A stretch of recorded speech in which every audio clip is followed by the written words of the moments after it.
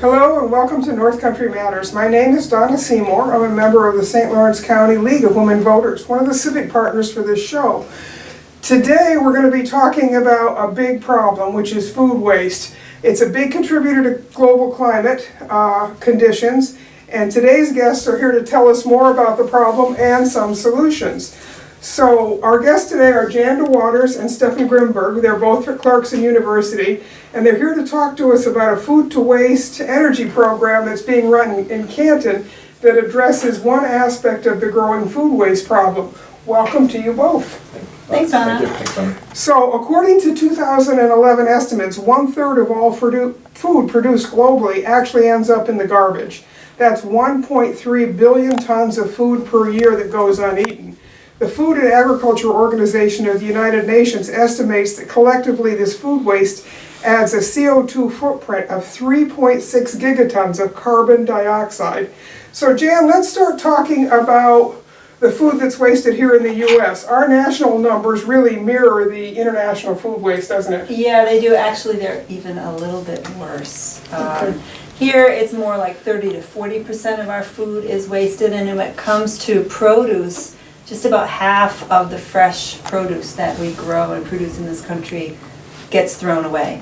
If you look at all the trash that goes to a landfill, almost a quarter of it is food waste in the U.S. So we definitely throw away a lot of food waste here at home. You know, I was looking at a story out of New Zealand that came out a couple weeks ago, and it's a grocery chain there that has thrown away all of the produce plastic packaging, and everything is now, all the heads of lettuce are all open and you get to paw over them and pick the one you want. And the thing that they've discovered is that it has reduced the amount of food that goes into the waste stream, and it's increased the amount of fresh food that people are buying because they can actually smell it, taste it, and feel it. Oh, that's great. So there are solutions that are out there that have as much to do with packaging and presentation as there are managing the waste, right? Right.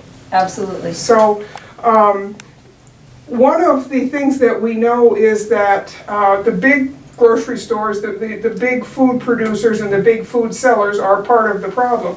And that also includes K through 12 schools, although to a lesser extent, right? Right. So K through 12 schools are a small part of the problem. We, people at home, are one of the biggest problems, quite actually. Schools are a smaller part of the problem. Schools comprise about 1 to 2% of all that food that gets thrown away, but it's a significant part of the school's budget that they're essentially throwing right now, sending off to the landfill. So it translates to, what did we have here? $1.2 billion worth of food that gets thrown away from our K through 12 schools. Right, and that's part of the food budget that the schools actually have to buy up front. So that's a lot of our tax dollars being thrown away. Right. Yeah. So you use the phrase, Jan, trash consciousness. Define that for us. What is trash consciousness? Well, it's just being aware of what happens when you put something in the trash can. I think we live in a culture now where we consume things, and what we don't want, we just throw in the trash and forget about it. We use things for short periods of time, use it up and throw it away, and then don't think about where it goes. And most people don't know where it goes. When I ask my students where our trash goes, even my Clarkson students, I did this a couple weeks ago, most of them didn't have any idea. Some of them said the Great Pacific Garbage Patch. And I said, well, that's a good guess, but actually our trash in this area goes to Rodman landfill. So that got us into a discussion about landfills and what happens in the landfill. And the other thing is, I think students who do realize that their trash goes to a landfill, they think that the organic waste is going to go to a landfill and turn into compost, which is not at all what happens. Actually, it sits there for many years without doing anything because of the way the landfills are designed intentionally not to let anything happen to what gets put in there. They're lined and capped to prevent contact. Right, and in fact, even the so-called combustible or compostable plastic that's out there now still takes a minimum of 3 years to break down, and that's if the natural breakdown organisms can get at it, which isn't very easy in those landfills, is it? Yeah. Right, so just understanding the problem is the first step toward being able to, help improve the situation. And one of the things that we know here in New York State is when a landfill is capped, it has to be basically hermetically sealed, so nothing can leak out and get into the water table. And that land can never be used for anything else again. The towns have to maintain it, but they can't grow anything on it, they can't pasture animals Right. on it, they can't build houses on it. Right. So it's lost land, isn't it? Yeah. Yeah. So many of us are familiar with the food pyramid, which tells us about the kinds and amounts of foods that we need to eat every day to be healthy. But there's also a food waste pyramid, isn't there? Yeah, so there's a food waste pyramid, which actually I got from Stefan. I love this. It's a hierarchy that shows sort of the order of preferred actions to do to try and reduce problems associated with food. And the first thing at the top of the pyramid, of course, is we should use less. We should put less food on our plate. We should only buy what we think we're going to eat. Stores should have a closer tie on what they're able to sell. So we really should reduce the amount that we take in the first place, so we don't have to throw any of it away.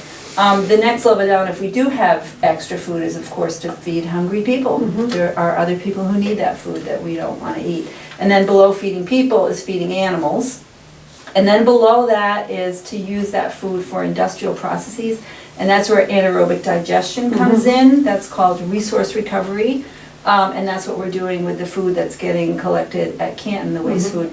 And then below that resource recovery is composting, which many of us are familiar with. Right. That's a different way to recycle and reuse food waste. And then at the very bottom, if there's absolutely nothing else you can do with it, is to send it off to the landfill. Right, but that's the very last step, and there are lots of other things very clearly from that waste pyramid that we should be putting in place long before. Exactly. So we need to change how we think about trash, and that's an important key to addressing climate change at the human level, because we're the ones who are generating it, and we're the ones who can make the difference, aren't we? So let's talk about how best to use the food waste. And there's things that, obviously, a banana peel and coffee grounds you're not going to be able to eat, so you have to think about them, as well as the stuff that you haven't been able to pass along to the next consumer or do something more constructive with. So with that understanding of food waste, let's talk about the food waste to energy demonstration project at Canton Central this year. Explain how that works, Stefan, using a digester, because I think a lot of folks probably don't understand that process very well. Right. So an anaerobic digester is really a microbial process where microorganisms, there's no oxygen present, take that organic material and break it down into what we call biogas. And so that biogas is a mixture of carbon dioxide and methane, which we then can use as heating fuel or as fuel for for driving engines, for example. And so we call that energy resource recovery because we're recovering the energy content of the material. The effluent of the digester retains all the nutrient values. So we can take the nutrients and place them on fields, so the farmer has the nitrogen and phosphorus, which they can ultimately apply as fertilizer. And so that's a process where we don't lose any resources. We're recovering resources, and microorganisms do the work for us. And the difference between that and composting is that in composting, it's an oxygen process that breaks it down, as opposed to the anaerobic without the process of oxygen. Yeah, so in a composting system we have soil amendments, so we retain nutrients, but we don't get the energy benefit. Right. So we have to actually put energy in to aerate, to provide enough oxygen for the organisms. And so yes, we have a soil amendment, which is great, but we don't have the energy recovery. So there's a number of kind of demonstrator digester systems that are here in St. Lawrence County that have been put in place in the last few years. One of them you built at the Cooperative Extension Learning Farm in Canton, but there's also some farm-based models, aren't there? So there's two large systems in the county. One is with Greenwood Dairy, and the other one is with Woodcrest Dairy. So these are large dairy farms. They're both running, I believe, about 500 kilowatt engines, so large engine power generation systems, where the manure is transferred into the energy subscription, the manure primarily, from the dairy cows. At Woodcrest, we also have the ability to add co-digestion systems, so they use other materials other than just manure and feeding that to the digester. The effluent is then in both systems used to recover solids, and so that is very important for the dairy farms at this point because they use that as bedding material. So the digested solids can be used as bedding material for the cows, offsetting sawdust or some other materials which are now very expensive for dairy farms. And so that's a very big economic savings for the farms, in addition to electricity. Right, and those two farms are what we would consider to be one of the big agribusiness Very type large. farms. Those are How many not cows? small family farms, those are big So businesses. they both have way in excess of 1,000 cows. So they're Right. very large dairy farms, and so that's what they do. Yes. And the digesters that work there actually require heat. So those systems are big enough to generate the heat needed, aren't they? So- As opposed to a small digester. Right. So those systems, the engine, when you burn the biogas, produces enough heat to provide enough heat for the digester, and also there's some excess heat which then can be used for some other operations on the farm. So you can generate hot water, or you can run a small greenhouse. All those things could be done with that digester. For our small digester at the Extension Farm, which we build as a demonstration plant for small farmers, there we use the biogas also to heat the digester, but then the excess heat can be used for other heat demands on the farm. So mainly to offset heating fuel, or in the wintertime, or to provide hot water uses, or greenhouse. We actually have a small greenhouse Right. at the Extension Farm as well. So when that digester that was built 8 years ago, it was built mainly with the idea of using the manure that was produced on the farm and then adding the Co-digestion. food waste as something that has been added to the Right, process, right? Right. Yeah, we started that as a small manure processing system. That was a project funded by the USDA 8 years ago. And then we have subsequent funding from the USDA again, and primarily to teach farmers how these systems work, how these systems could be integrated on these very diverse small farms, and whether it would ultimately add benefit to the small farms, to the bottom line, ultimately, to make this more economical. And so they're very small systems. It's actually really just a demonstration system, so we run workshops. And with those workshops, farmers are very interested in how these things work. They're getting more familiar with it, and hopefully they will implement those systems at their farms. So have you found that in using the small digester model that it is efficient enough to be useful at the farm level? There's enough waste products that are available on the farm to run it then? So the very small farms, what we found, are already very efficient. They have to be very efficient because Right. they're making so little money that they're very savvy in recycling all their resources internally in the farm. But even at these small systems, small farms, I think these digesters would add benefit. At the given current economic state of the milk prices, no farmer is very interested in investing any money because they're losing money. But I think there is definitely a potential of making it work. Our digester system produces 3 times more energy than it needs for its internal heating. Okay. So even at that very small system, you have a net positive energy system, which, as long as you have some heat demand on the farm, can be very cost effective. Sure, and there are lots of opportunities to use that energy on the farm, as you say, turn it into hot water Right. and lots of things like Heat. that. So it's, and I know there's been a lot of money over the years that has been available. You mentioned the USDA is one. NYSERDA has also put a lot of money into this systems, or into these systems as demonstrators. So do you think that if somebody wanted to had a farm and wanted to start one, is there seed money for it, or do they have to come up with the money up front? So there is substantial amount of help Okay. between USDA Rural Development and NYSERDA, and even National Grid provides money for those kind of systems. I think there's always these are capital expensive systems, they always cost a lot of money. But I think achieving about 50% of your capital cost initially with grant money is definitely a very obtainable goal. It sounds a lot like the money that is available for people who want to put solar panels on their Right. roof. That Same there's idea. there's some NYSERDA money that helps with that, and there's also some tax benefits. So Yep. same thing. Same idea. Okay. Yep. So Jan, one of the keys to this cooperative adventure between Clarkson and Canton School and the Extension Farm is that the kids are doing the sorting, isn't it? Right at the cafeteria level. That's very important. Right, so what happened was last spring, so spring of 2018, Tom Vandewater at the high school approached Stefan to come in and talk to the kids about anaerobic digestion. And he and the environmental club at the high school started this program where they put clear waste bins in the cafeteria, and they collected not much, a little bit of food, and they brought it to the farm, and it was really great.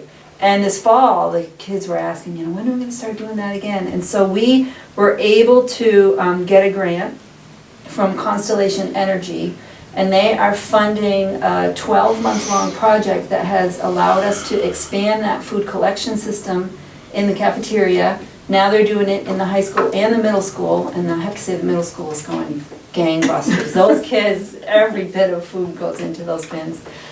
So we've expanded that program, and hopefully next fall we'll even go into the elementary school. That's one aspect, and it's included a lot of education in the cafeteria. Our Clarkson students, we have a team of Clarkson kids who goes into the schools and educates the kids and talks to them in the cafeteria. The green team in the middle school, and the environmental club in the high school. So they're kind of getting everybody involved in this. And then the other piece is our students together with Nick Hamilton Honey at the Extension Farm.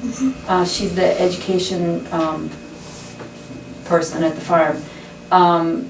They go into the science classes. They've gone into, I think, about 10 sections of high school science, various science classes, and done some experiments to demonstrate what happens to the food in the digester. So they do some hands-on experiments, and they talk about trash and what to do with various pieces of trash, and the kids learn about that. And soon, hopefully after the testing is done, these next couple of weeks we'll be bringing kids out to the farm, to the extension farm, and then also we hope to go to Greenwood and possibly even in Lisbon. To see So they'll be able to see the different scale of yeah, and maybe operation. bring their food right there Right. and put it in the digester, yeah. So that really, we had, last week we had Alex Kalk from the Little River School then talking about the work she's doing on the climate vigil. And it's really young people who are leading the charge on many of these issues, isn't it? And so to be able to get into the schools and to have that much enthusiasm is a big part of this, isn't it? Well, it is, and really our goal in this is to develop older students and adults who are going to just do this by their very nature. We're really trying to change the culture, because we've seen at Clarkson when we've tried to collect post-consumer food waste there, they just don't do it. It's too late. They don't do it. They don't. You haven't captured their imagination. So if you just make it part of the culture, it's just something that they do, then hopefully they'll carry those habits on as they grow. From the engineering perspective, I think the other aspect is that whenever you want to collect food waste, it needs to be clean of any foreign materials. Yeah. And that behavior is really hard to train older kids. It's like even on the college level, there's a lot of impurities in there.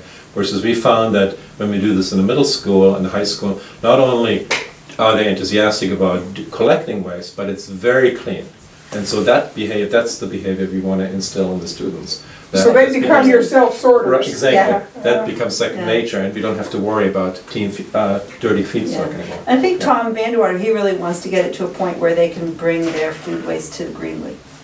Right, because So, in terms of how much you're able to collect at the schools, what, has it made a real difference to the schools in terms of the amount of trash that is being generated in, you don't know that yet, Well, in it the must. I cafeterias? mean, it tends to ebb and flow. Our students go out, I think they pick up Monday, Wednesday, Friday, right?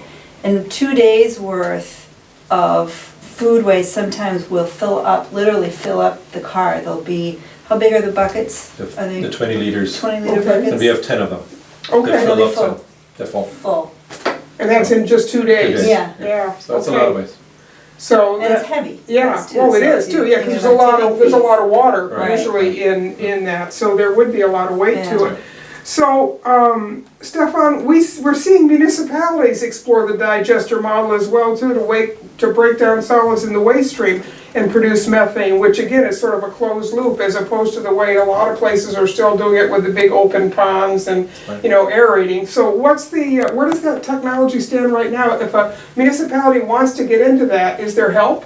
So yeah, it's actually an old technology. A lot of wastewater treatment plants have anaerobic digesters. Potsdam has one, has systems like that. And it's mainly used for reducing the volume of the sludge. So it's when wastewater treatment, so large wastewater treatment plants do that because they're the expense of moving the sludge to landfills is very expensive. And so if you have anaerobic digestion, not only do you extract energy, but you also reduce the volume.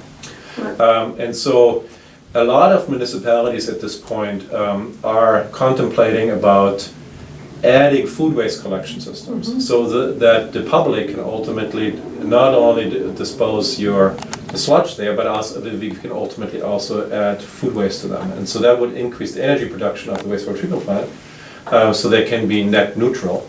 Ultimately, so that's offsetting the energy cost for aeration for the wastewater treatment plant, and it would also help the public because they have a disposal facility.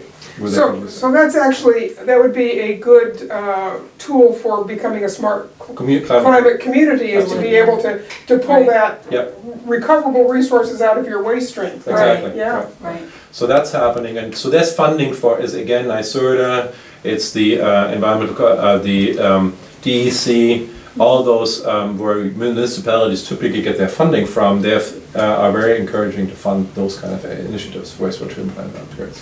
Now, Canton has also just opened up a food composting system, so eventually, would that be something that would be able to be moved into the digester type program if there was a place to send it, or? If there's a place to send it. If there's a place to send it. I don't believe Canton has an anaerobic digester at their wastewater treatment Okay, plant. so for But them, large dairies, right.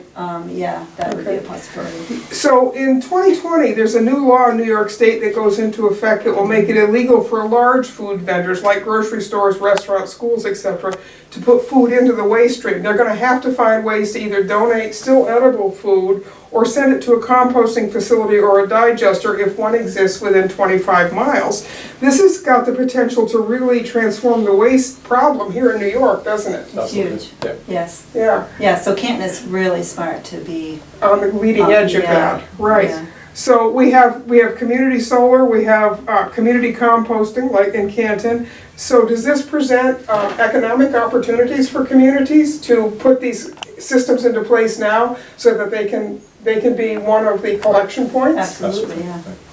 And so especially, I mean, these are large, at this point, the regulation is really the large producers. So it has to be large colleges or large hospitals or producing enough waste, which fall under that regulation.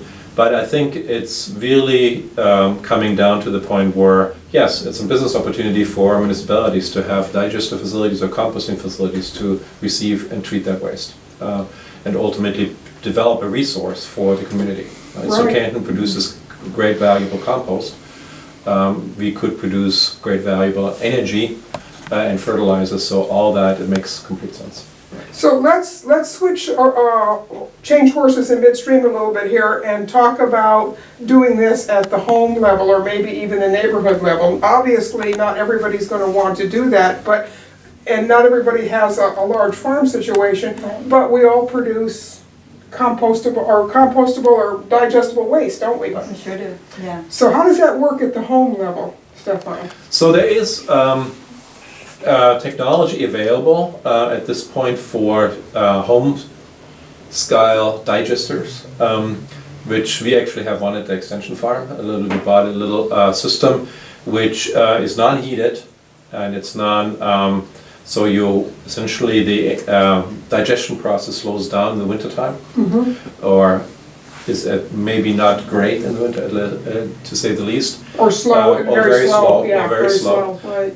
But it is an opportunity to run outdoor kitchens, to run canning operations in the summertime or like in the harvesting season, or to run your barbecue grill. So so it comes with, so these are packaged kits. They come with a cook stove, and you can ultimately cook outdoors. In practicality, you wouldn't envision those kind of systems to be, for example, in urban areas, Right. or because it's just, you would have to keep it from freezing essentially. Right? In our climate, it's certainly not conducive to keep it from freezing in the wintertime, unless you have a greenhouse which you then could heat with that gas, right? So small operation, it might work, but I think in general, I think in urban areas, these systems, you probably have to come up with some kind of municipal program Right. to treat that waste. But in rural areas like us, a compost pile or these small digesters, if you have a greenhouse which you can keep at temperature climate, is definitely makes sense. Yeah, it works. What would be the investment cost for something like that? Do you have any sense of what those home kits are cost? For $650, you can Okay. have a digester on your home. Delivered. Delivered, including a cook stove, yes. So that's pretty interesting. Yeah. And are they only, those digester units, what can you put in them besides food waste? Can you put like leaves and compostable things that like yard waste? Is that something that can be used? So it's a question that always comes up, and so lignin, which is leaf material, is not a good additive to digesters because lignin does not biodegrade under anaerobic conditions, so in the absence of oxygen. Versus food waste is all carbohydrates and protein is a great additive. So there's a difference what you can put in a composting place and in a digester. So yard waste is not that great of a substitute unless the leafy green, the fresh cut grass, that's fine. That's very good because it has a lot of nitrogen in it and it's a very good resource. There's certain crops, they work very well. But I think if it's just the leaves, they're better in a compost pile than a digester. But you can add, so any kind of food waste, any kind of leftover organic material, meats. So if you want some meat material, meat protein, that can all go in that digester. So yeah, on the other end of the spectrum, you have fats and dairy that you really shouldn't put in your compost pile. Right. Well, that's they don't great. break down, That's right. great for the digester. Okay, so you really have to be smart about A little. how you There are. are a little few rules. Yeah, there are a few rules. That's very good.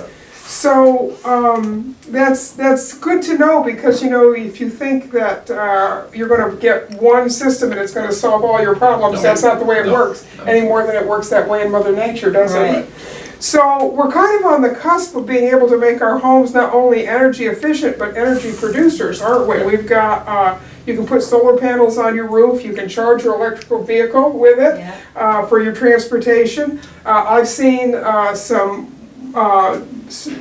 information lately about very small wind generators that actually mount on your roof. And your colleague Ken Visser is doing some work that he just established a rotary wind turbine at Clarkson on Earth Day just a couple weeks ago. So there's a lot of exciting things out there, isn't there? Yeah. Right. So what do you see? What do you see in the future? Where are we all going to be in 10 years or 5 years when it comes to these kind of things for people and municipalities that are looking ahead? Well, one thing I definitely hope I see is when it comes to food waste, nobody would even think about putting it in the trash can. That there's no reason that everyone can't have a compost facility. Even in an urban area, they have very nicely contained compost bin units you can purchase. The idea of a digester at home or in the neighborhood is a little bit far-fetched, perhaps, if there's not a facility there. So when it comes to food waste, I hope that that's where we're... So that's the municipal opportunity then, Yes. right? Yeah. Particularly places like Canton and Potsdam that have big industrial operations where they feed a lot of people, like colleges and hospitals, Right. as you say. So, Right, exactly. so it's not like these little towns where you've got 1,000 people scattered over many, many acres. These are places where you've got a lot of folks and they're all eating. Right. So good. The other thing I think what we're going to see hopefully in the near future is that we have a lot of distributed energy producing systems, right? So there's no way that just solar can solve our problems, or only wind can solve our problems. But I think we have now technologies at various scales which we can distribute all over the place where the need is. And so wherever we have our organic waste producers, we can have a small digester system. We don't have to cart it for many miles because that's expensive. So we can have small systems close to where we're producing our waste. And I think that's going to be the key. And the same thing with the energy needs. We don't want to transport a lot of electrons many, many distances. If we can generate local energy locally here and use it here, that's a lot more efficient. And I think that's ultimately the future, is that we have a distributed system where we have all those little things complementing each other. I think that's they're all cooperating to produce the energy you need at any one time. And the resources we need. Right? Sure, yeah. So this is really, so this demonstrator project at Canton, at the school systems, is really just that, it's a demonstrator. What is it gonna take to go from the Canton school system to all the school systems in the county? How do we export this idea in a way that makes sense, and is that learning opportunity for these young folks who need to start thinking and start learning now how to handle this stuff, so that by the time they become adults, they don't throw food away. Right. So one thing is, that is part of our goal, is to make Canton a model for other schools. So we've had one teacher workshop in March as part of the BOCES Professional Development Day. And we had teachers from, I don't even remember, Hammond, Norwood, Norfolk, and there was another school. So teachers came from other schools. They loved hearing about what was going on. They left super excited. We have, tried already once and failed to get more grant funding to expand into other schools, but we will hopefully A little bit more.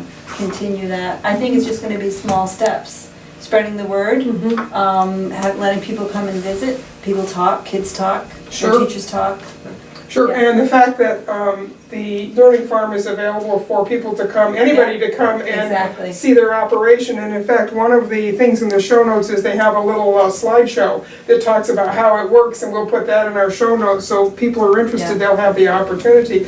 This is very exciting stuff. It's very cutting edge stuff. And yet, in many ways, it's very old stuff, isn't it? Yes, Because we've sort of gone back to the future on some of these things, and in the last couple generations, we've gotten very lazy. And now we're kind of thinking about how maybe our grandparents lived, where they didn't throw things away, they reused, they repurposed, they turned it into something else that could be used. So we're kind of learning old lessons again, aren't we? Yeah, we are. So any final thoughts about this project? People can get a hold of you to, if they want to know more about the school part of this food to energy. Absolutely. Do you post our email? We will. We will. Please. Okay. And that's what we're hoping to do, is spread the word. Great. It is Well, exciting. thank It's you a lot for of fun. coming in today. This has been a fascinating conversation. There's so much going on in Canton and Potsdam right now with the climate smart community efforts and the Canton composting and this particular project.